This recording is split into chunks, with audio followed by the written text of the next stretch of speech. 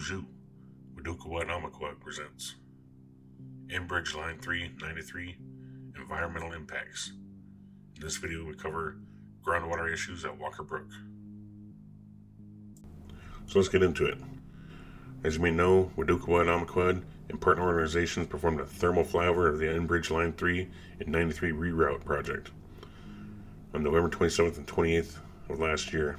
Top of the screen, you can see a utility corridor, and in the center of the screen you see the Enbridge Line 93 pipe with oil flowing through it. But you also see a bright white signatures indicative of emerging groundwater, with 3 seeps on the west hill and multiple seeps on the east hill.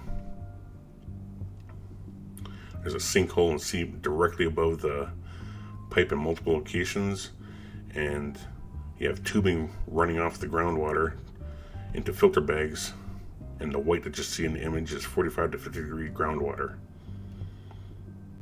Here on April 1st, you can see 20 structures on the hillside trying to save it from eroding away from emerging groundwater rushing downhill into Walker Brook.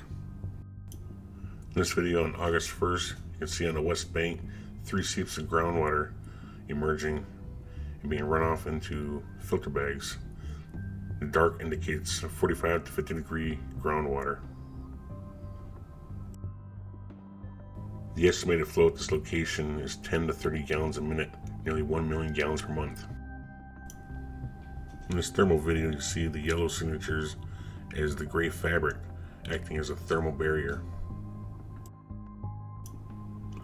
On August 10th, you see the main seep covered with gray fabric with tubing transporting cold water over into filter bags in the woods. And you also see the seeps and sinkholes forming directly above the active pipeline.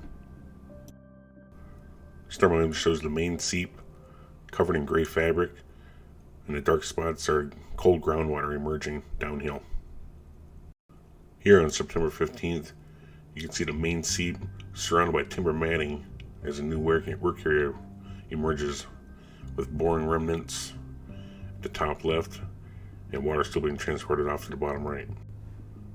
Here on October 24th, you can still see groundwater emerging from the 3 seeps on the west side. One estimate is 50 to 60 gallons per minute is still being released daily from this location, which is around 2 million gallons per month for the past year. It's 24 million gallons of water.